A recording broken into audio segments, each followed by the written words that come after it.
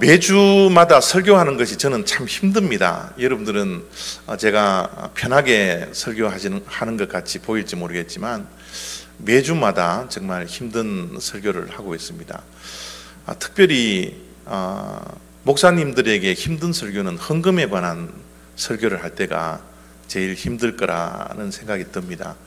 이 헌금 설교는 전하는 자도 힘들고 듣는 이도 힘든 그런 설교죠. 또 목사님들에게 힘든 설교 가운데 하나가 전도에 관한 설교입니다.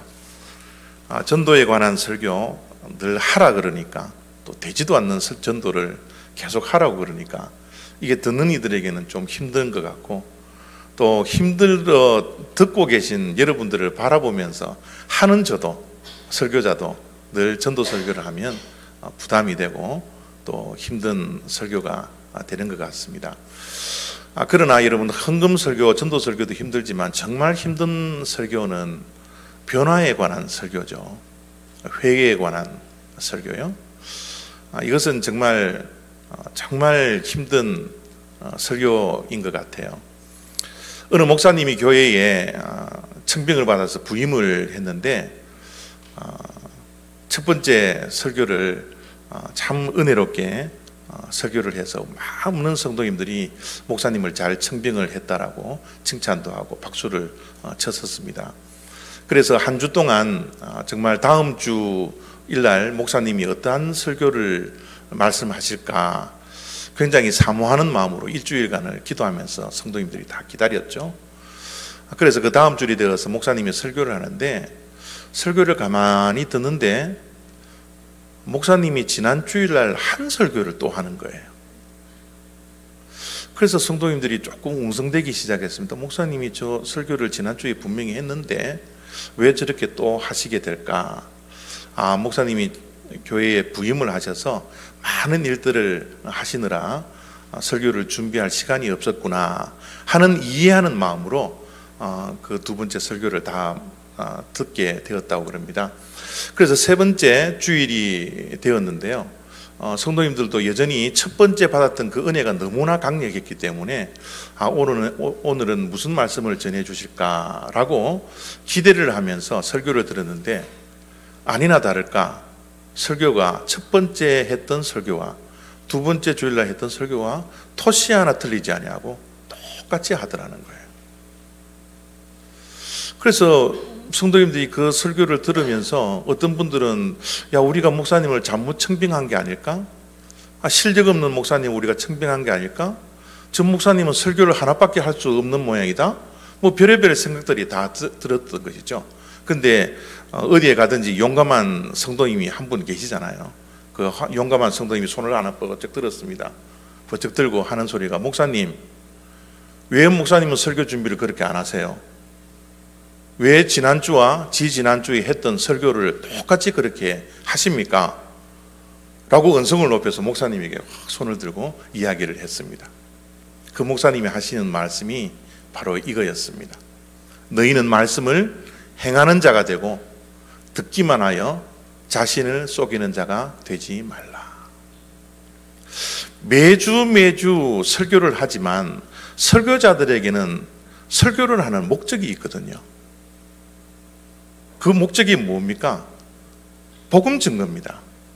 복음을 전하는 거예요. 설교자는 복음을 잘 전하는 것, 이것이 설교자의 목적입니다.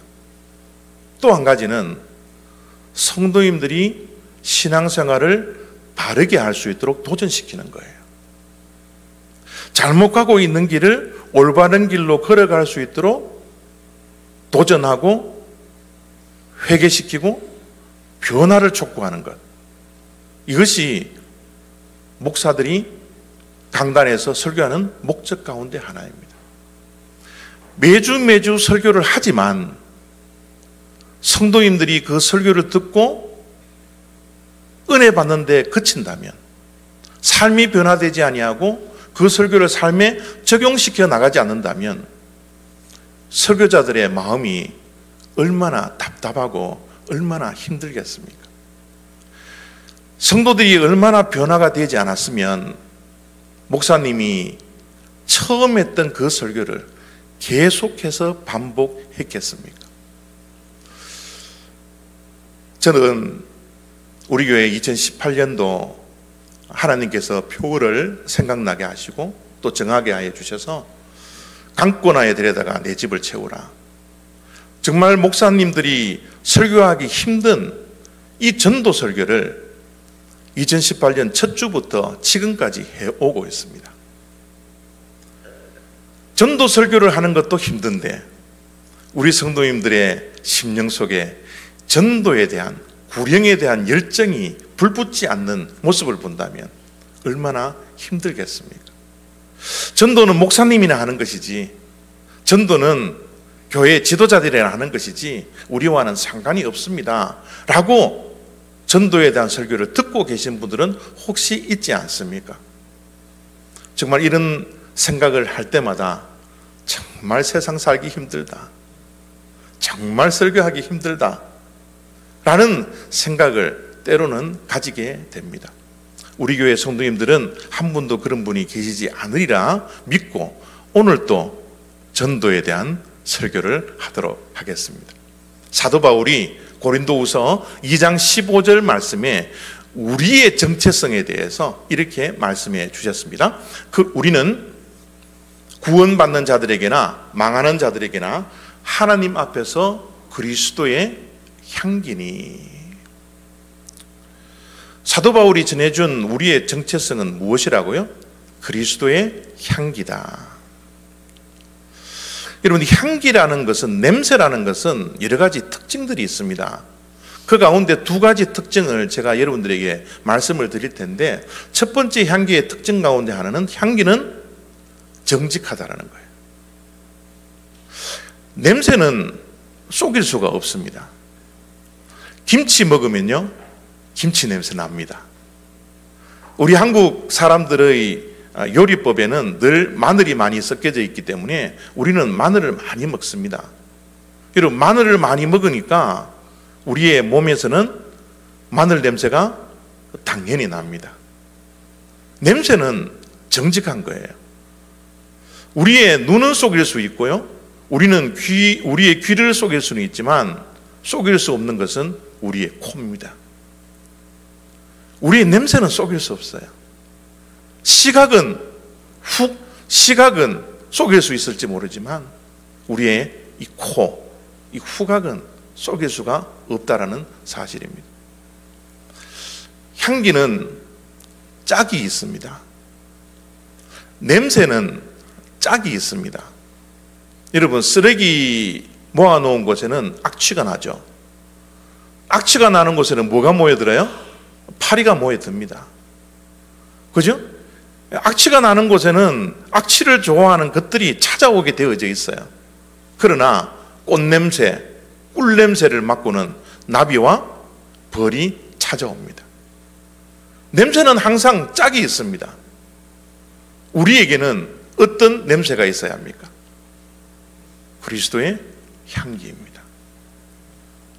우리 그리스도인에게는 그리스도인들이, 예수를 사랑하는 사람들이 모여들수록 우리가 풍기는 그 그리스도의 향기를 통하여서 우리들에게 몰려들 수 있도록 우리는 그리스도의 향기가 되어야 한다는 겁니다. 사도 바울의 말씀을 한마디로 정의를 하자면 이 말씀인 것 같아요. 예수 믿는 자는 예수 향기가 나야 합니다. 여러분, 아주 간단합니다. 예수 믿는 우리들은 예수 향기가 나야 된다는 거예요. 예수 향기가 나는 자가 예수 믿는 자라는 겁니다. 이 센텐스는, 이 문장은 아주 간단하죠. 이거 모르는 사람들은 아무도 없을 겁니다. 그런데 여러분, 간단한 것이 결코 쉬운 것은 아닙니다. 믿는 자들이 그리스도의 향기가 된다는 것, 아주 간단한 진리이지만 이 진리를 나타내고 이 진리대로 살아가는 것은 참으로 힘들다라는 거예요. 쉬운 일이 아니다라는 거예요. 우리의 신앙생활 쉬울 것 같지만 결코 우리의 신앙생활은 제대로 하려면 결코 쉬운 게 아닙니다. 그리스도의 사람이 그리스도의 향기를 품어내는 것 결코 쉬운 일이 아님을 사도 바울이 14절 속에서 이렇게 말씀을 하고 있습니다.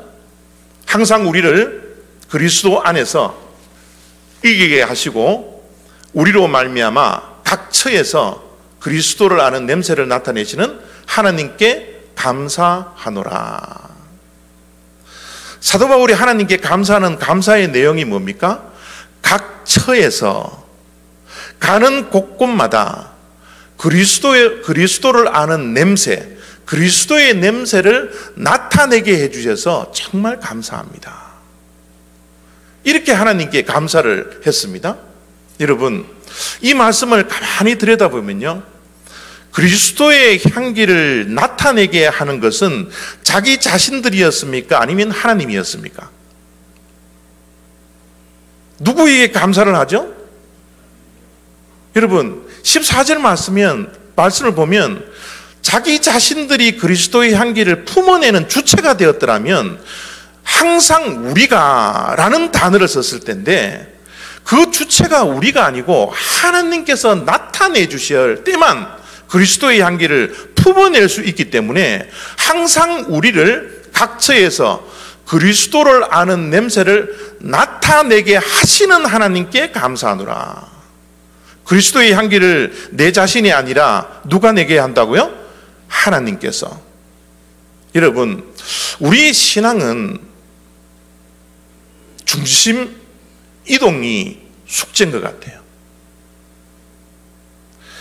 내 자신에게로부터 하나님께로 이 중심을 옮기는 것, 이것이 우리의 신앙생활에 어떻게 보면 전부라고 말씀을 할 수가 있습니다. 그리스도의 향기를 품어내는 주체가 내 자신이 아니라는 거예요. 그리스도의 향기를 품게 해주시는 하나님이 주체라는 겁니다. 전도하는 주체는 내가 아닙니다. 하나님께서 전도하게 하실 때 내가 전도를 하게 된다는 겁니다. 모든 주체는 하나님입니다. 모든 주어는 하나님입니다. 내가 아닙니다. 그래서 우리 신앙은 뭐예요? 매일의 발걸음 속에서 나는 죽고 예수로 살아가는 자들입니다. 나는 날마다 죽어야 합니다. 옛 자아들, 옛 습관들, 내 생각들, 내 버릇들, 내 습관들, 내 지식들, 모든 것들을 죽여야 합니다. 내가 죽을 때 예수님께서 사시는 거예요. 그럼에도 불구하고 내가 여전히 살아있기 때문에 내 자아가 여전히 살아 꿈틀꿈틀거리기 때문에 예수가 살아서 우리의 삶을 주관하지 못하게 된다는 겁니다. 그리스도의 향기를 나타낸 분 가운데 대표적인 사람을 꼽으라 그러면 많은 사람들이 데레사 수녀를 꼽게 될 겁니다. 여러분, 데레사 수녀는 정말 많은 기독교인들 가운데 그리스도의 향기를 나타낸 분 가운데 하나인데, 이분이 정말 이 땅에 살아가는 동안 많은 유명한 명언들을 많이 남겼거든요. 근데 다른 명언들도 우리 마음속에 많이 와닿지만 저는 데레사 수녀 하면 이 어록이 늘 마음속에 기억이 됩니다. 그 말씀이 뭐냐면요, 바로 이 말씀입니다. 저는 하나님의 손에 쥐어진 몽땅 연필입니다. 나는 하나님의 손에 쥐어진 몽땅 연필입니다. 여러분, 몽땅 연필 기억나세요? 몽땅 연필은 곧 버려질 연필입니다. 쓸모없는 연필이에요. 조금만 쓰면 없어질 그런 연필입니다. 그런데 몽땅 연필과 같은 이 데레사가 누구의 손에 쥐어졌어요? 하나님의 손에 쥐어진 몽땅 연필이 되니까 그 인생이 어떻게 변화됐어요? 하나님의 향기를 나타내는 사람이 되어더라는 거예요. 많은 사람들이 존경하고 많은 사람들이 그 향기를 맡고 몰려드는 그 귀한 역사가 그의 삶 가운데 있었기 때문에 데레사 수녀는 나는 하나님의 손에 쥐어진 몽땅 연필입니다. 여러분, 우리의 인생도 다 몽땅인필과 같은 존재들이지 않습니까? 다 조금 후면은 다 없어질 그런 존재들이지 않습니까? 그런데 이런 부족하고 연약하고 보잘것없는 몽땅인필이라 할지라도 하나님의 손에 쥐이면 우리의 인생이 어떻게 변화가 됩니까? 그리스도의 향기를 품어내고 수많은 사람들에게 생명을 흘려보낼 수 있는 그런 귀한 역사가 우리의 인생 가운데 있어지지 않습니까?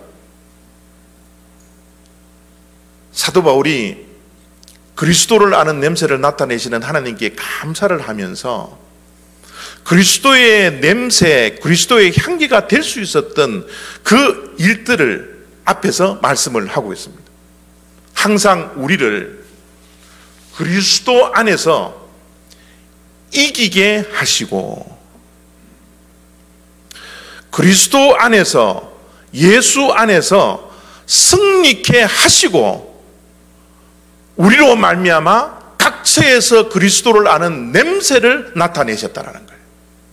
여러분, 그리스도의 냄새를 하나님께서 나타내게 하기 위해서는 우리는 삶 속에서 뭐를 해야 돼요? 승리해야 되는 겁니다.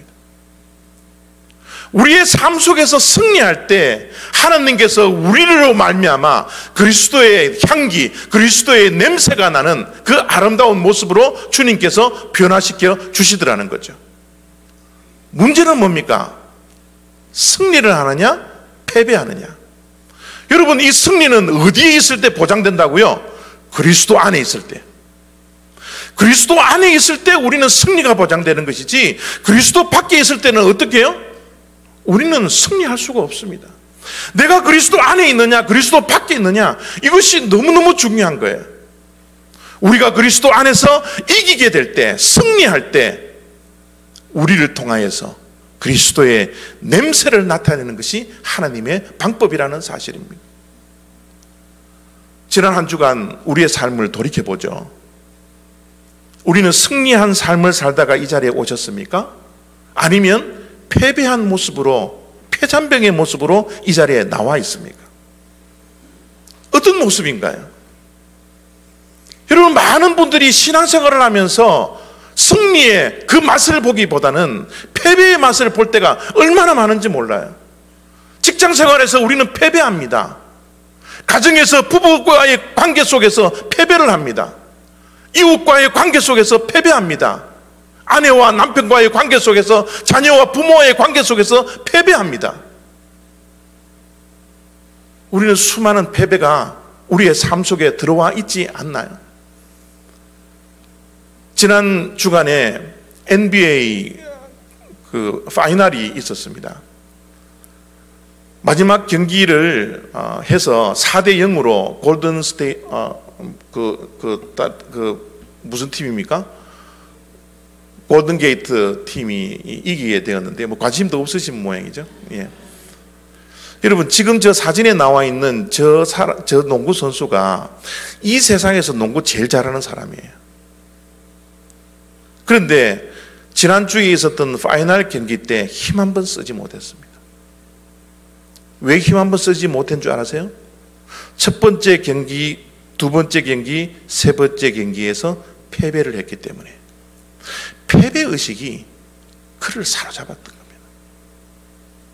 다른 동료들도 마찬가지입니다. 우리는 할 수 없다, 우리는 이길 수 없다 라는 이 패배의식이 가득 찼기 때문에 네 번째 파이널 시합 때는 정말 힘 한 번 쓰지 못하고 세계에서 농구를 제일 잘하는 사람과 함께 동료가 되었던 그 팀이라 할지라도 패배의식 속에서 패배를 하고 말았던 겁니다.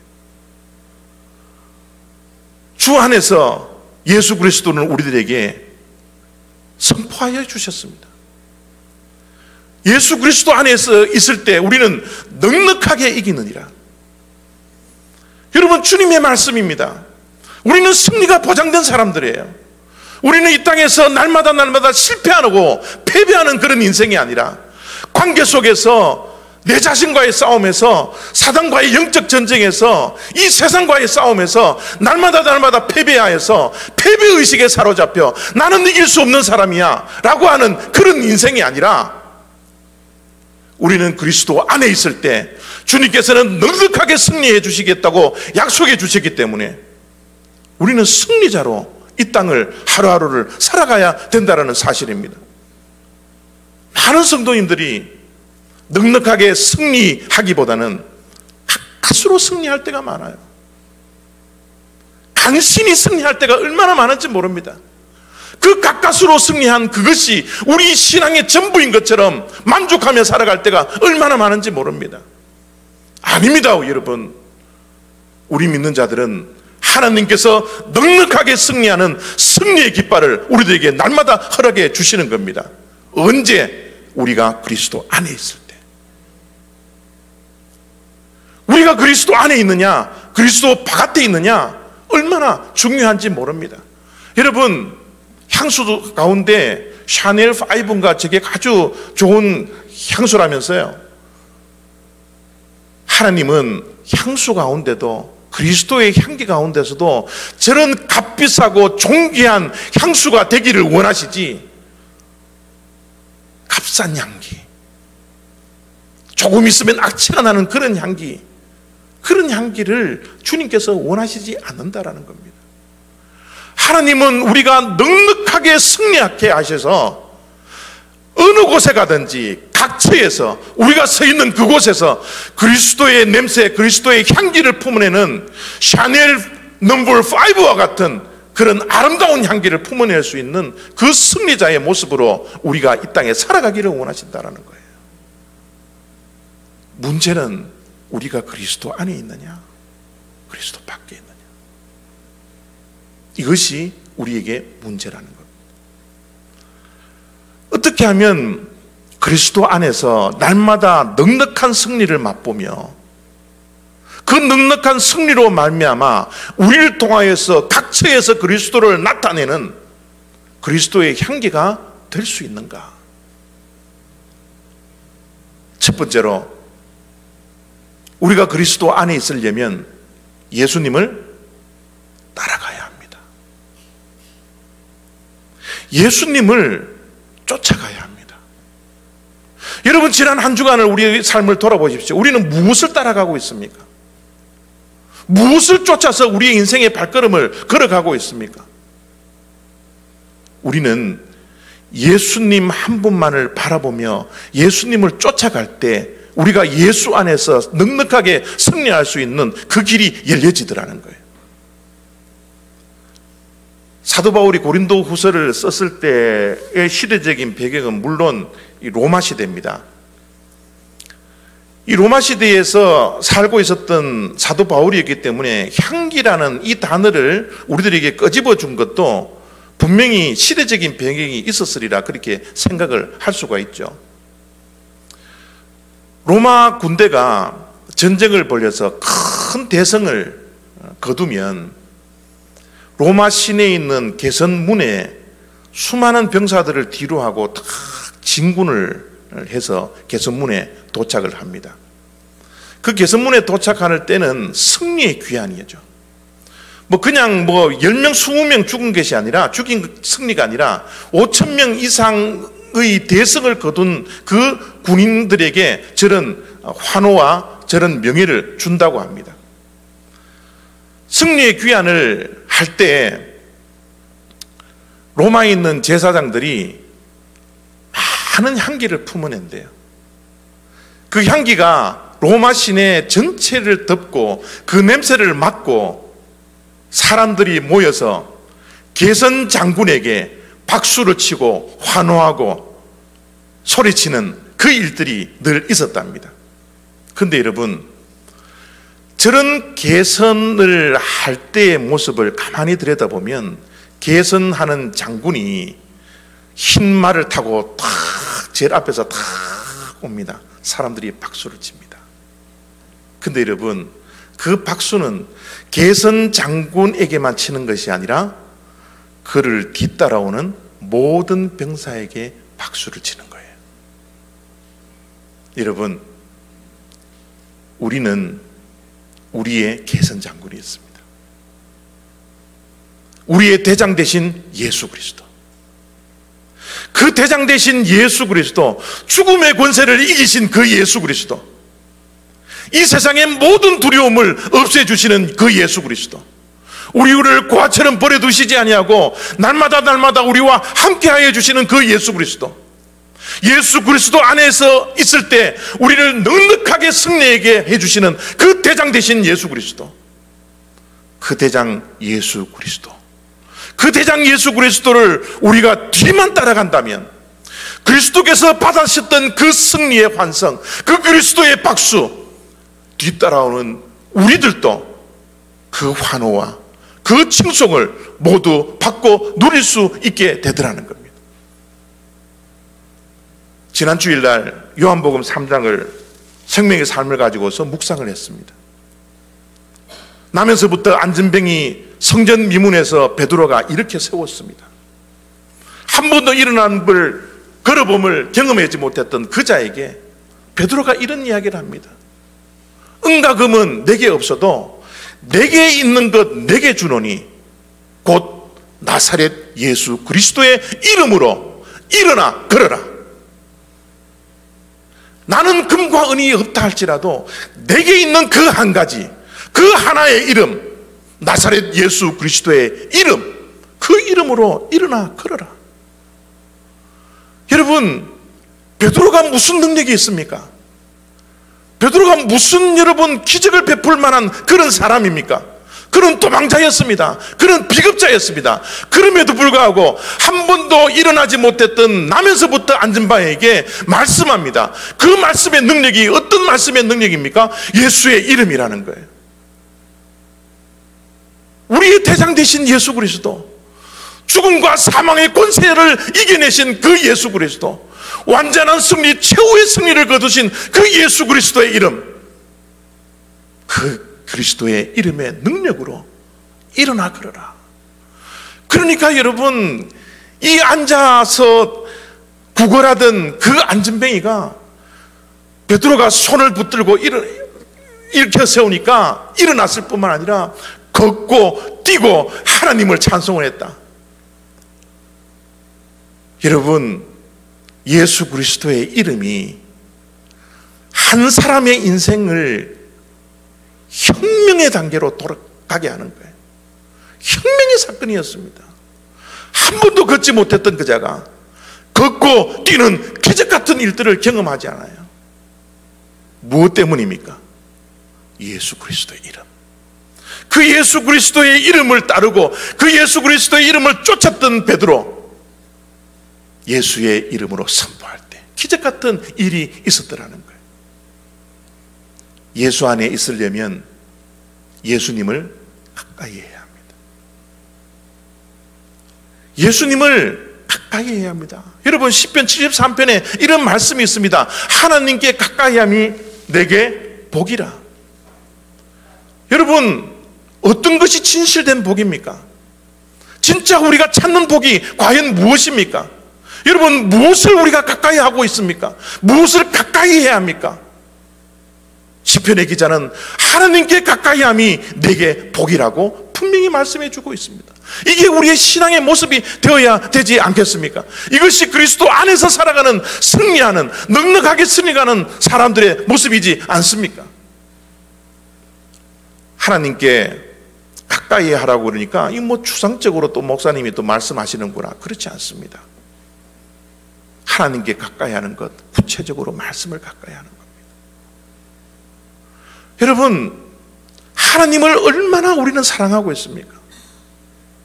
하나님 사랑, 말씀 사랑입니다. 말씀 사랑이 하나님의 사랑입니다. 하나님께 가까이 가는 복이 어떤 복입니까? 말씀 가까이 가는 복입니다. 예수 안에서 살아가는 인생이 어떤 인생입니까? 말씀 안에서 살아가는 인생입니다. 요한복음 15장 말씀에 예수님께서 비유로 해주신 포도나무 비유를 기억하십니까? 나는 포도나무여 너희는 가지니 내가 너희 안에, 너희가 내 안에 있으면 너희가 많은 열매를, 풍성한 열매를 맺을 뿐만 아니라 내가 없으면, 내가 너희 안에 없으면 너희들은 아무것도 할 수 없느니라.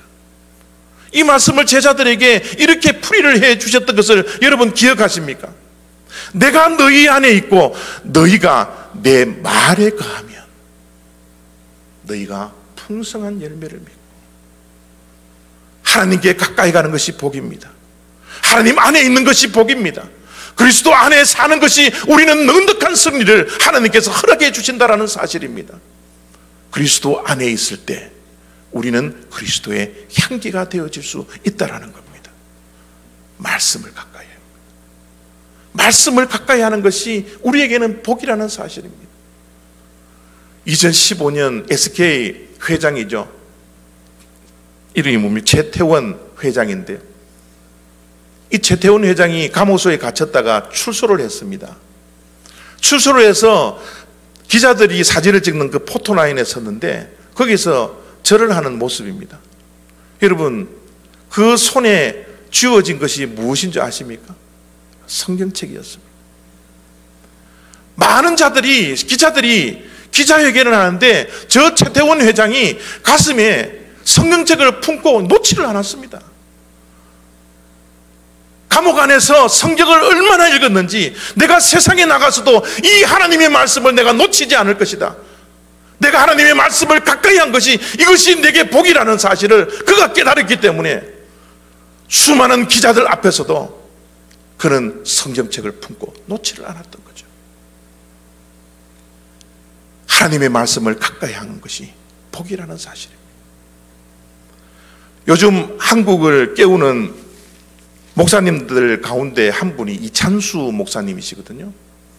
이찬수 목사님이 유명해지기 전에 아주 젊었을 때 중고등부 학생들 앞에서 집회를 했던 그 동영상, 2, 3분짜리 동영상이 페이스북에 막 돌아다니는 것을 제가 보게 되었습니다. 2, 3분짜리 메시지였지만 너무너무 강력해서 제가 여러분들에게 소개를 안 할 수가 없어요. 그 동영상의 내용은 이런 거였습니다. 중고등부 학생들 앞에서 설교를 합니다. 이찬수 목사님이 이런 이야기를 합니다. 여러분, 나 목사인 이찬수 목사가 하나님의 말씀, 성경의 영향력을 많이 받는 사람 같습니까? 아니면 플레이보이지, 음란 서적의 영향을 많이 받는 사람 같습니까? 이렇게 묻는 거예요. 그 학생들이 조용하자 다시 한번 묻습니다. 이제 손을 들으라고 이야기합니다. 성경의 영향을 많이 받겠다라고 생각하는 사람 손을 들어보십시오 라고 하니까 학생 가운데, 그 많은 학생들 가운데 손을 든 사람이 딱 2명밖에 없었어요.